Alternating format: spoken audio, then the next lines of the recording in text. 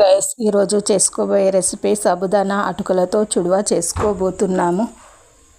వాటికి కావలసిన పదార్థాలు పసుపు, పచ్చిమిర్చి, పల్లీలు, అటుకులు, సాబుదానా, కరివేపాకు, ఉప్పు.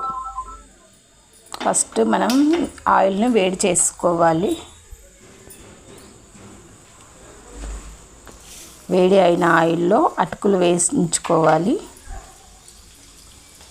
చూడండి ఎలా బాగా వేగుతున్నాయో.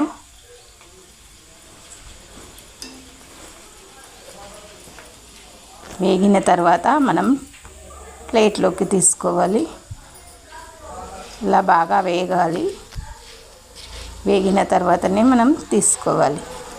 చూడండి ఎంత బాగా వేగినాయో అటుకులు. ఆయిల్ అంతా తీసేసిన తర్వాత మనం ప్లేట్లోకి తీసుకోవాలి. ఇలానే అటుకులన్నీ వేయించుకోవాలి.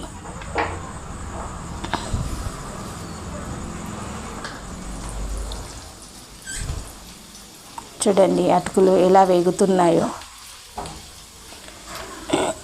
దొడ్డ అటుకులు తీసుకోవాలి, మీడియం అటుకులు కాదండి. ఇలా వేగిపోతాయి బాగా.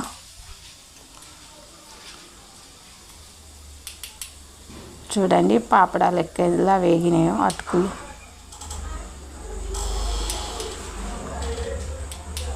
ఆయిల్ వంపేసి మనం మళ్ళీ ప్లేట్లోకి తీసుకోవాలి.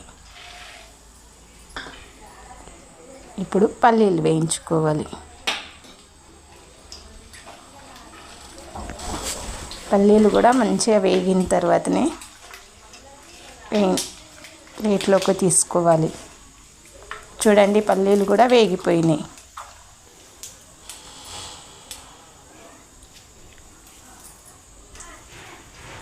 ఇలా వేగిన తర్వాత మనం అందులో అటుకులలోనే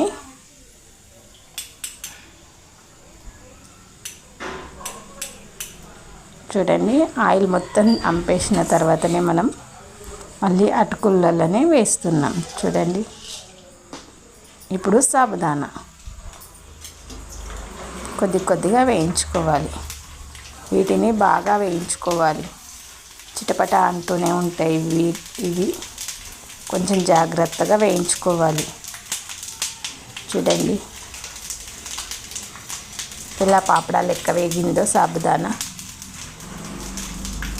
బాగుంటుంది అటుకులతోని.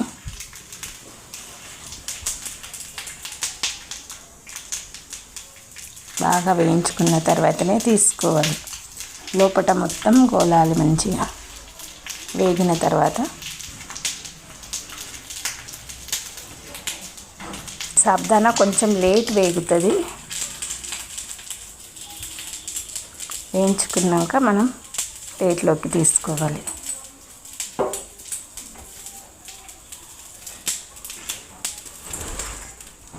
చూడండి ఆయిల్ మొత్తం అంపేసిన తర్వాత మనం మళ్ళీ అటుకుల్లో వేసేసినాం. మిగతాయి కూడా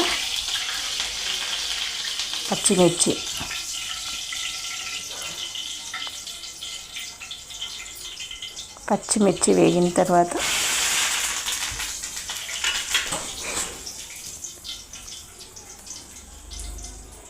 చూడండి కరివేపాకు.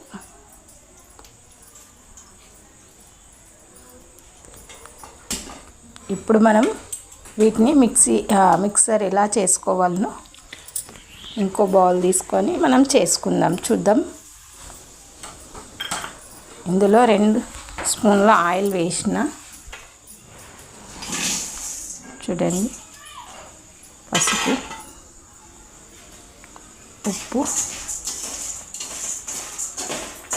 ఇవన్నీ వేసిన, మిక్స్ చేసిన. వీటిని కలపాలి. మళ్ళీ కొంచెం సాల్ట్ పడుతుంది. మనం రుచికి సరిపడా అంత మళ్ళీ వేసుకోవాలి. ఎంత పడుతుందో అంతే. చూడండి కలర్ఫుల్ చుడువా ఎంత బాగుందో. చూడండి కొంచెం సాల్ట్ మళ్ళీ వేసుకోవాలి. ఎంత పడుతుందో అంతే. బాగా వేగిన తర్వాత మనం సర్వింగ్ బౌల్లోకి తీసుకోవాలి.